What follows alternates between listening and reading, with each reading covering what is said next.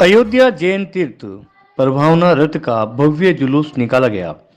नागौर में 23 फरवरी को अयोध्या से चला प्रभावना रथ नागौर पहुंचने पर भव्य स्वागत किया गया। जैन समाज के अयोध्या तीर्थ प्रभावना रथ से देश के जैन संप्रदाय को एकता के सूत्र में बंधने का संदेश दिया जा रहा है। पंडित अकलंक जैन ने बताया कि 11 जुलाई 2023 को रथ भगवान ऋषभ देव की जन्मभूमि अयोध्या से रवाना हुआ और 21 जुलाई 2023 को राजस्थान में दाखिल हुआ। शुक्रवार को इसके नागौर पहुंचने पर धर्मसभा हुई। इसके बाद सभापति मीतू बोत्रा ने जैन ध्वज दिखाकर शोभा यात्रा का शुभारंभ किया। शोभा यात्रा के दौरान जगह जगह आरती और पुष्प वर्षा हुई। पंडित अलक जैन ने बताया कि ये प्रभावना रथ साध्वी ज्ञानमती की प्रेरणा से पूरे भारत के जैन समाज के स्थानों पर भ्रमण करेगा। इससे पूर्व धर्म सभा का प्रारंभ पारुल बड़जात्या द्वारा मंगलाचरण के साथ किया गया, जिसके बाद रथ पर 100 धर्म इंद्र बनाने का सौभाग्य सोहन सिंह देवेंद्र कानूंगो परिवार को एवं कुबेर इंद्र सुभाष चंद्र रवि कुमार परिवार को वे भगवान ऋषभ देव का स्वागत करने का सौभाग्य शांतिलाल कपिल चूड़ीवाल को मिला एवं भगवान का पान ना झुलाने का सौभाग्य फूलचंद जीवराज मुंडवा वाला को प्राप्त हुआ। इसके बाद रथ को सभापति मीथू बोत्रा द्वारा ध्वज दिखाकर शोभा यात्रा रवाना की गई, जो तेरापंथी दिगंबर जैन नसियों से कलेक्ट्रेट चौराहा परशुराम चौराहा होते हुए अहिंसा सर्किल स्थित विमल शाह एवं राजेश शाह के घर पहुंचा, जहां पर भव्य आरती की गई। इसके बाद वापस रथ नसिया जी में पहुंचा। इस शोभा यात्रा में सकल दिगंबर जैन समाज के पुरुष महिलाएं एवं बच्चे मौजूद थे। शोभा यात्रा पर जगह जगह पुष्प वर्षा की गई। इस अवसर पर सकल दिगंबर जैन समाज के जीवराज पाटनी, सोहन सिंह बड़जातिया, महेंद्र पहाड़िया, मुकेश बड़जातिया, सनत कानूगो सहित कई लोग मौजूद थे। इस अवसर पर सकल दिगंबर जैन समाज में भारी उत्साह था। ये जानकारी समाज के रमेश चंद्र जैन ने दी। इससे पूर्व पंडित अलक जैन ने जीवराज पाटनी द्वारा तिलक लगाकर स्वागत किया एवं सभापति मीतू बोत्रा का मुन्नी देवी एवं पारुल बड़जातिया ने स्वागत किया। साथ ही सोधर्म इंद्र का स्वागत महेंद्र पहाड़िया ने किया एवं कुंबेर इंद्र का स्वागत नवीन बड़जातिया, रमेश चंद्र जैन, जितेंद्र जैन ने किया। अयोध्या भगवान ऋषभ देव की भी जन्मभूमि। भगवान ऋषभ देव जैन समाज के पूज्य हैं। भगवान ऋषभ देव का जन्म भी अयोध्या में हुआ। अयोध्या में राम मंदिर बनने के बाद जैन समाज ने तय किया है कि जैन सभा की वहां धार्मिक निर्माण करेगा।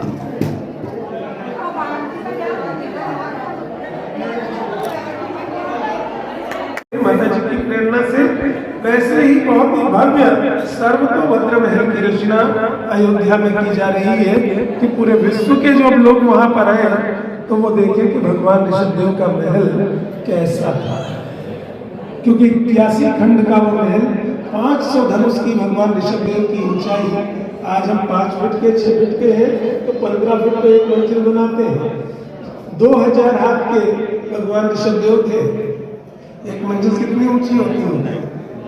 ऐसे 81 मंजिल का महल जिसकी छत पर खड़े होकर के भरत चक्रवर्ती सूर्य में विराजमान कृत्रिम चैत्यालियों के दर्शन करते थे। ऐसी पावन अयोध्या में ऐसा भव्य महल था भगवान ऋषभ देव का, जहां पर भरत ने जन्म लिया, बाहुबली ने जन्म लिया, ऋषभ देव ने जन्म लिया और उनके 101 पुत्रों के साथ रावी सुंदरी ने जन्म लिया। जिस महल में उसकी प्रतिकृति अयोध्या में बन रही है और उस महल के अंदर जैन दर्शन का पूरा इतिहास भगवान ऋषभ देव, भगवान भरत चक्रवर्ती और वहां से लेकर के महावीर स्वामी तक का पूरा इतिहास झांकियों के माध्यम से, चलचित्र के माध्यम से, शिलालेख के माध्यम से पूरी दुनिया को बताया जाएगा।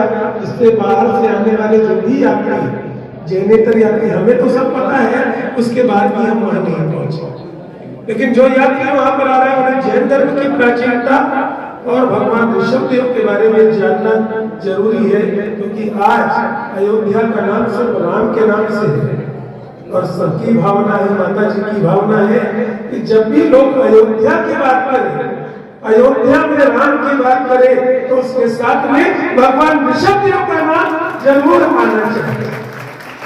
इसलिए सबको एक बार भगवान ऋषभ देव की जन्मभूमि पर अवश्य आना है और जैसे राम मंदिर बन रहा है, निश्चित रूप से एक अनुपम कृति विश्व में मिल रही है, क्योंकि जिस मंदिर को बनाने के लिए पूरे भारत की जनता ने सहयोग किया हो, जिसे बनाने में सरकारें लग गई, वो निश्चित रूप से बहुत अनुपम कृति बनेगी। और जहाँ पर राम जन्मभूमि है, उससे आधा किलोमीटर का ही अंतर है हमारे भगवान की जन्मभूमि। तो माता जी की भावना है कि जैसे राम जन्मभूमि सुंदर बन रही है, उससे भी कहीं सुंदर हमारे भगवान ऋषभदेव की जन्मभूमि बने, स्वर्ग के समान सुंदर बने, ऐसी जन्मभूमि भगवान ऋषभदेव की हो। और जब वहां से लोग निकले तो उनके मुंह से सिर्फ एक ही बात निकले कि ये कौन सी स्वर्ग भूमि है, ये कौन से भगवान की जन्मभूमि है, ये पूरी दुनिया को पता चल जाना चाहिए इस अयोध्या से। तो सबको अयोध्या आना है और एक महाकुंभ जैसा एक कार्यक्रम बहुत जल्दी अयोध्या में होने वाला है। माता जी की भावना है, जैसे आपने मांगी कुंभी में जब बड़े भगवान विराजमान हुए तो देखा था ना, 7 किलोमीटर तक जहाँ पानी भी नहीं मिलता, वहां पर पूरा मिनी भारत माता जी की प्रेरणा से बस गया। ऐसे ही एक बहुत बड़ा अनुष्ठान पंच कल्याण प्रतिष्ठा होगी अयोध्या में बहुत ही जल्दी। उसमें पूरे भारत के कम से कम 1000 गांव के लोगों को बुलाना है और वहां पर दिखाना है कि हमारे जैन समाज का वर्चस्व क्या है। तो वो कार्यक्रम संभवतः इस समय उम्मीद थी कि जून में किया जाएगा, लेकिन अयोध्या में भीड़ बहुत ज्यादा है, इस समय यात्री बहुत आ रहे हैं, तो उस कार्यक्रम को संभवतः फरवरी जनवरी तक ले जाया जाएगा और सबको उसमें भी आमंत्रण आएगा। तो वहां पर सबको आना है और दिखाना है कि अयोध्या में जैन धर्म के मानने वाले कितने लोग हैं। तो सबको अयोध्या पधारना है। और इस रथ में जो हमने व्यवस्था रखी है, तो बहुत सुंदर रथ पूरे भारत में भ्रमण कर रहा है। इसमें हम 4 इंद्रों का चयन करते हैं और 4 इंद्र अपनी इंद्राणी के साथ रथ पर बैठेंगे और कुछ क्रियाएं हैं करेंगे। और ये सारा प्रसारण पर कल सुबह ठीक 6 बजे पारस चैनल पर दिखाया जाएगा।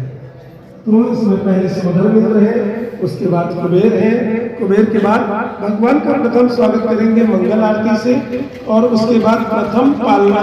अभी आपने देखा होगा पालना रखा है, उसमें अभी भगवान नहीं बैठे, अभी भगवान बैठे हैं। बहुत ही सुंदर भगवान की प्रतिमा, ऋषभदेव की प्रतिमा उसको विराजमान करेंगे और उनको पालना खिलाने का सौभाग्य मिलेगा हम सभी को। तो अयोध्या सज रही है भगवान ऋषभदेव की जन्मभूमि के रूप में और उस जन्मभूमि में आप अपनी ओर से जो जो सहयोग कर सकते हैं वो सबको करना है। आप अगर एक कमरा वहां निर्मित कर सकते हैं तो 5,51,000 की राशि रखी है स्वामी जी ने।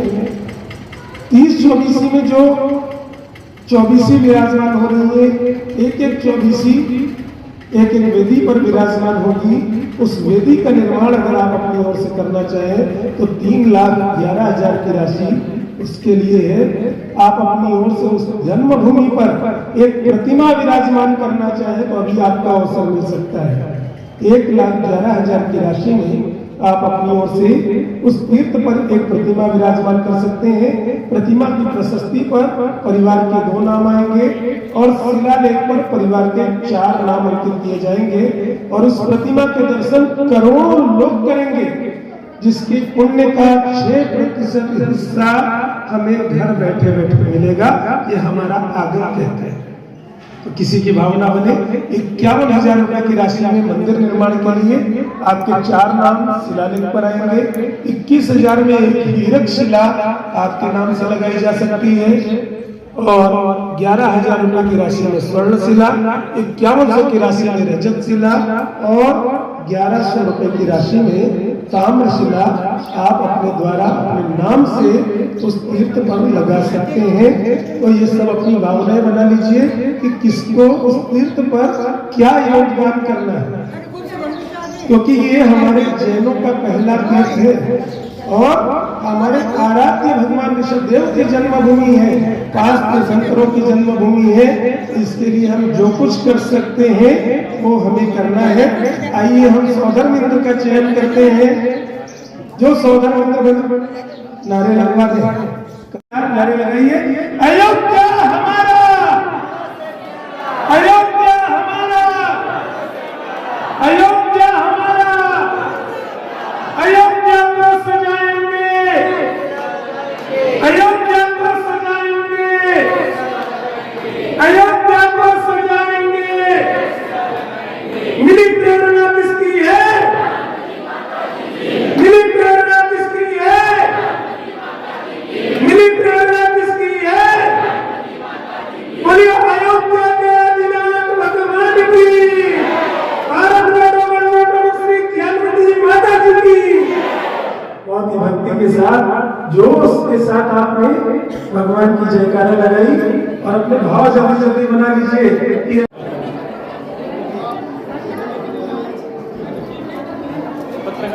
किसी का नाम रह तो नहीं किया स्वागत में?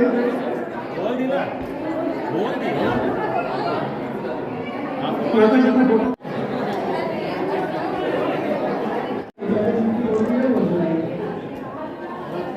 नहीं लिखाई हो, 1100, 5100 या 11,000 की राशि।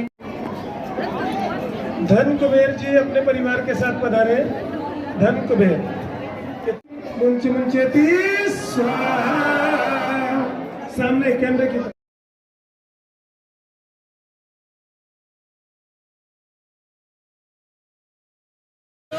हमारे कार्यकर्ता यहीं पर बैठे हैं, उनके पास अपने नाम लिखवा दीजिए।